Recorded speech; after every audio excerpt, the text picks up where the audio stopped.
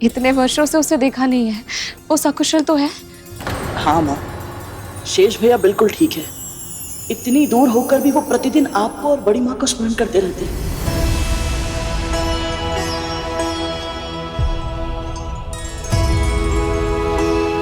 और पता है माँ, प्रतिदिन वो प्रभु विष्णु से भी पहले बड़ी माँ का नाम लेकर अपना दिन आरंभ करते हैं। कद्रू दीदी ये सुनकर बहुत प्रसन्न होंगी। वो बताती नहीं है, पर मैं उनके हृदय को जानती हूँ। अनंत और वासुकी के दूर चले जाने के कारण वो बहुत दुखी हो गई थी। जहां जाना चाहते हो जाओ, जहां जाओ सुखी रहना।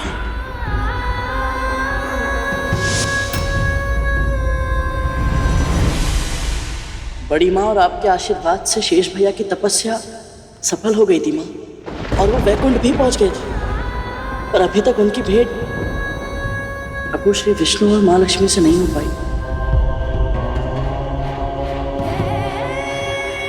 क्योंकि माँ लक्ष्मी के समुद्र में समा जाने के बाद प्रभु श्री विष्णु तपस्या में लीन हो गए माँ।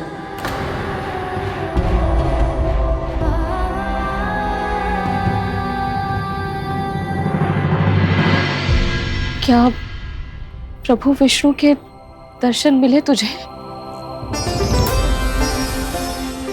दूर से ही सही, पर मुझे प्रभु विष्णु के दर्शन मिले माँ। तो बोल ना, कैसे दिखते हैं मेरे प्रभु? उनके निकट होने पर जिस दिव्यता, जिस पवित्रता का आभास होता है, उसका वर्णन शब्दों में करना संभव है माँ। और आपका आदेश है तो प्रयास अवश्य करूंगा।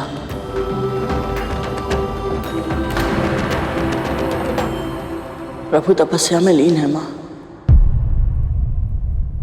उनके आभूषणों ने अपनी चमक खो दी है, क्योंकि समस्त ब्रह्मांड श्रीहीन हो गया है।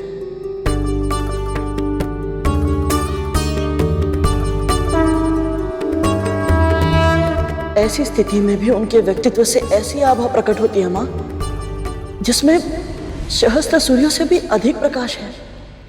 पर ना तपन है, ना जलन, बस शीतलता है, सौम्यता की अद्भुत शीतलता।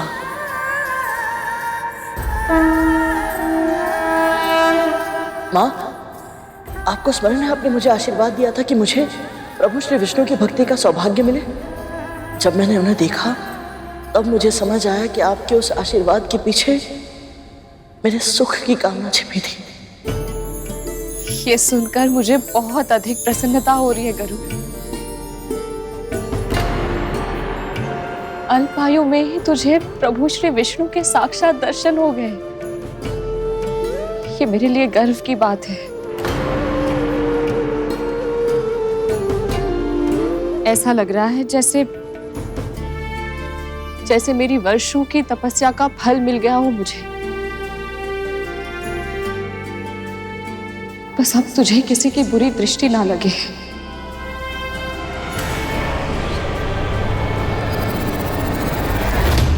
कब तक जो इधर उधर की बातों में समय नष्ट करता रहेगा? मुझे तो बस ये जानना है कि शेषनाग ने इसे मेरे और विंता के बारे में क्या बताया है।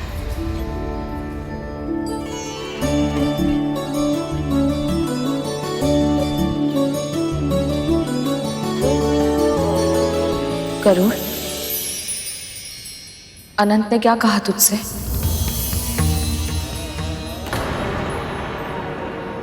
एक ना एक दिन तो सत्य सामने आना ही है पुत्र।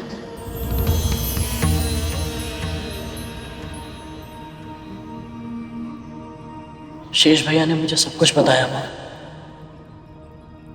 आरंभ से,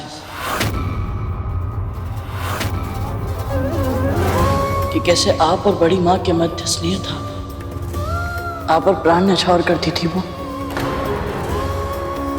अस्वस्थ होने पर रात रात भर जागकर आपकी सेवा करती थी।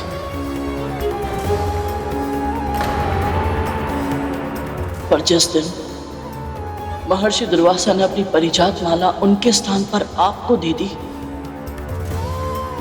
उस दिन के बाद सब कुछ बदल गया मां। इसे जो धारण करेगा उसे ऐसी प्रतापी संतान प्राप्त होगी जिसके नाम और यश की कीर्ति समस्त ब्रह्मांड में फैलेगी। बड़ी मां के मन में आपके प्रति ईर्ष्या ने जन्म ले लिया।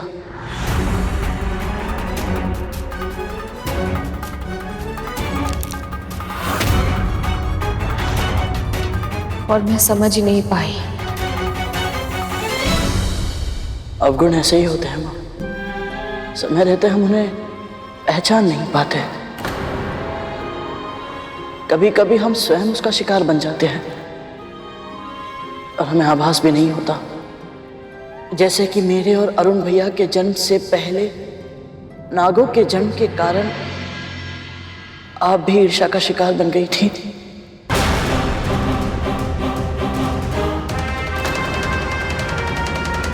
और आपको पता भी नहीं चला था। अब मुझे ज्ञात करना ही होगा कि डिमो के भीतर मेरी संतान पल रही है या नहीं।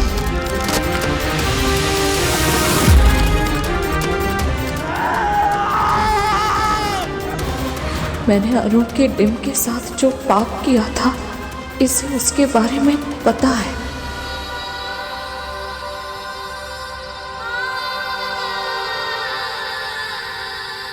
मां, मैं आपकी भावनाओं को समझता हूं। कब आपकी ममता ईर्ष्या में बदल गई आपको भान तक नहीं हुआ। और इसमें केवल आपका दोष नहीं था मां, अति सौभाग्यशाली पुत्रों की मां होने का वरदान मिला था आपको, और इससे बड़ी मां असुरक्षित अनुभव कर रही थी। और इसीलिए उन्होंने आपके मस्तिष्क में संदेह के इतने बीज बो दिए कि आप ठीक से कुछ समझ ही नहीं पाई। और फिर जब क्रोध में आकर अरुण भैया ने आपको भीषण श्राप दिया, आपने उसे अपनी नियति मान लिया। फिर आपने जो किया उसके कारण अपराध बोध में आप इतनी अधिग्रस्त हो गई थी मां कि उचित निर्णय लेने में असमर्थ हो गई थी। इसीलिए बड़ी मां के बिछाए हुए जाल को आप देख नहीं पाए और बस उसमें फंसती चली गई। और फिर अरुण भैया के अर्ध विकसित स्वरूप में जन्म लेने का पूरा दायित्व आपने अपने ऊपर ले लिया। और बहुत ही शीघ्र बड़ी मां को क्षमा कर दिया, जबकि बड़ी मां क्षमा के योग्य ही नहीं थी। जो हुआ उसके लिए मैं कद्रू दीदी को दोष नहीं देती, त्रुटि तो मेरी है ना।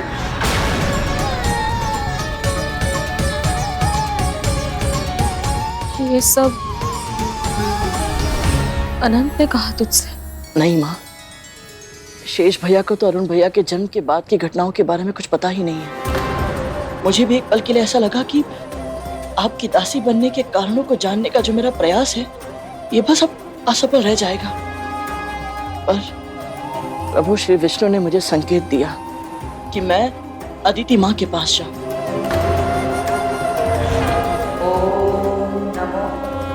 नारायणाय नमः। ओम नमो नारायणाय नमः। उनकी तपस्या के समय जो हुआ वो तो आपको बड़ी मां कह चुकी है, किंतु आपको ये नहीं पता मां कि उस युद्ध में अंत में वज्रांग मेरे सामने असहाय हो गया था।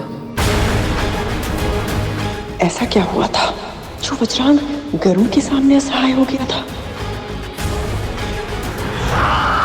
रुक जाओ पुत्र, रुक जाओ।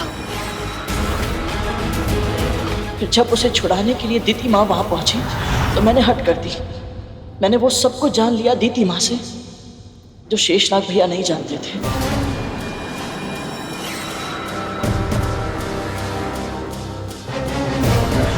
जब तक हमें उसके सामर्थ्य का अनुमान पूर्ण रूप से नहीं लग जाता, हमें विंता को जीवित रखना होगा। केवल विंता ही है जो अपनी संतान को नियंत्रित करेगी।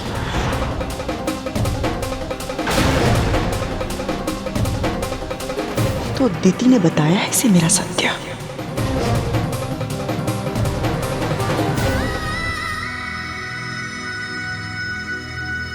माँ, आप नहीं जानती कि बड़ी माँ ने आपके साथ विश्वासघात किया था। आपके शर्त लगाने के अवगुण का लाभ उठाकर उन्होंने छल किया आपके साथ। माँ, उस घोड़े उच्छा शवा की पूंछ काली नहीं श्वेत थी।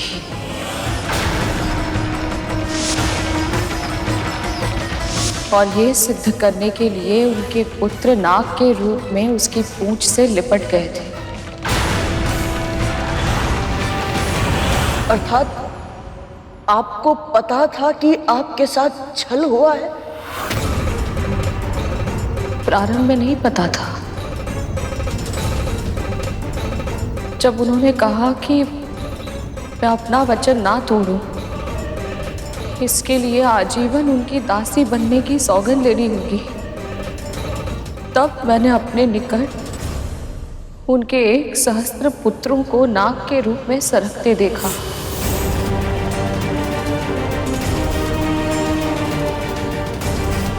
तभी मैं समझ गई थी कि कद्रू दीदी वो शर्त कैसे जीती थी।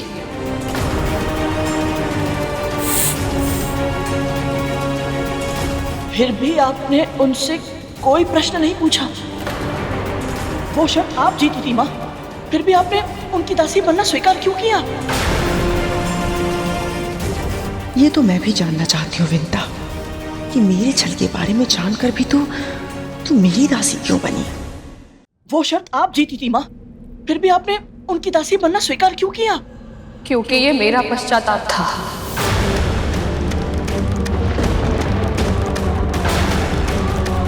भले ही कद्रू दीदी धोखे से वो शर्त जीती थी, पर शर्त लगाकर जुआ खेलने का महापाप तो मैंने किया था ना।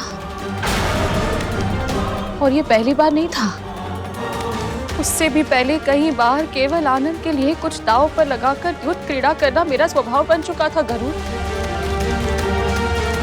यदि उस दिन भी मैं शर्त जीतने का प्रयास करती तो मेरा पाप और अधिक बढ़ जाता। मैं नहीं चाहती थी कि मेरे दूसरे पुत्र के जन्म के समय मुझ में कोई कमी हो। अर्थात इसलिए विंता जानबूझकर शर्त हारी थी? यदि माँ में ही अवगुण होंगे तो पुत्र से धर्म के अनुसार कर्म की अपेक्षा कैसे की जा सकती है? मैं स्वयं को सभी अवगुणों और विकारों से मुक्त करना चाहती थी, ताकि मैं तेरे सम्मान की अधिकारी बन सकूं।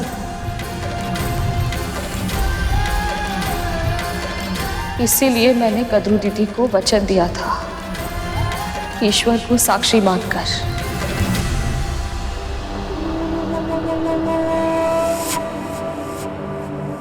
तू जानता है, मेरा वचन ही मेरा सत्य है और मेरा सत्य ही मेरा धर्म। मैं अपने धर्म से विमुख नहीं हो सकती गरुड़।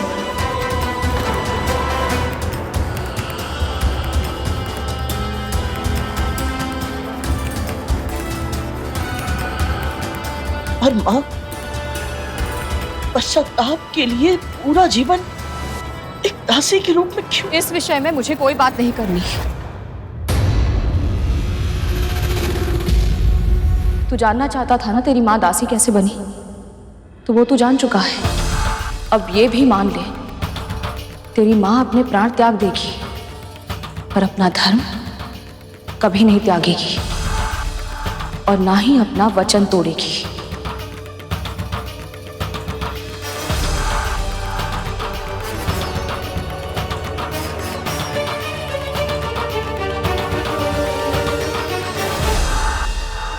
ये तो मैं जानती थी कि विंता तेरे लिए वचन और धर्म सर्वोपरि है और तेरी इसी विवशता का लाभ उठाऊंगी मैं।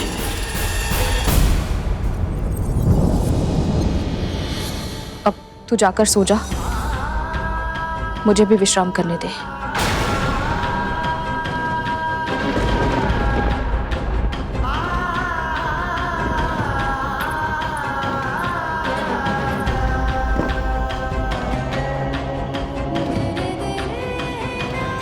जब माँ ही नहीं चाहती तो इन्हें दास्ता से मुक्त कैसे कराऊंगा मैं?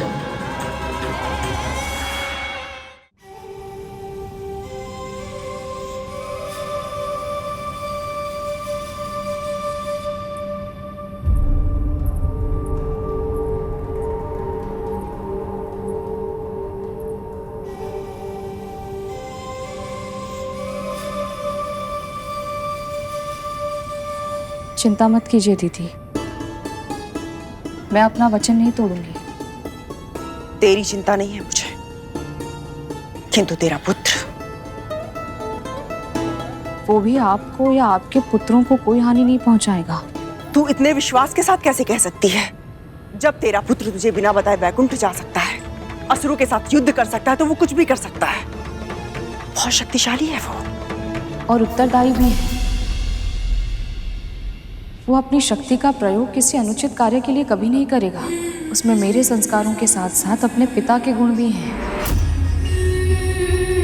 देखिए उसे, इतना कुछ जानने के बाद भी कितनी शांति से चैन की नींद सो रहा है।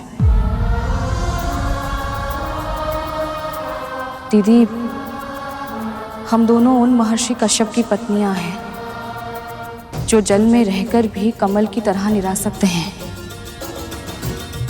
जैसे कमल जल के भीतर रहकर भी जल की एक बूंद से भी अछूता रहता है,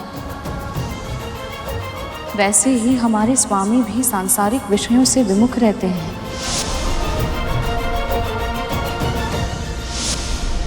ये सब मुझे ज्ञात है। तू वो बता जो तुझे लगता है कि मुझे नहीं पता है। मैं केवल इतना कहना चाहती हूँ कि आपको हमारे स्वामी से प्रेरणा लेनी चाहिए। यदि आप हर समय अपने पुत्रों की सुरक्षा की चिंता में डूबी रहेंगी तो आपको शांति कैसे मिलेगी? आपको स्मरण है, दीदी दीदी जब संतान प्राप्ति की इच्छा से स्वामी के पास गई थी तो क्या हुआ था? क्या हुआ था? सूर्यास्त की बेला थी और स्वामी तपस्या में लीन थे।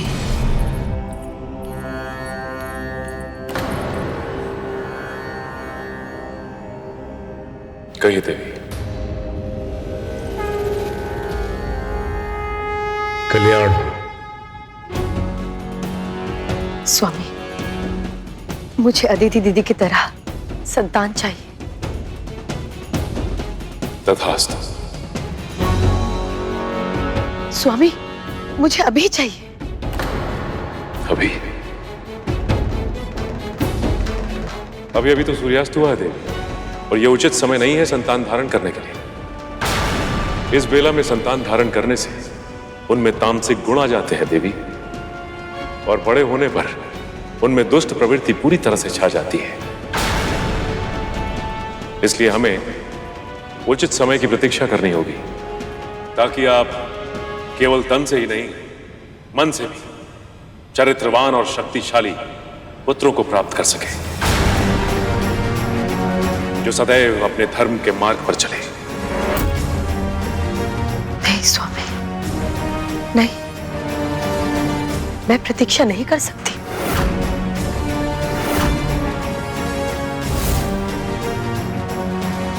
तू मुझे जितना भी समझा ले विंता, किंतु मेरे पुत्रों का ही सर्वस्त्र राज होगा, जो अगर उनके जीवित होते हुए संभव नहीं है।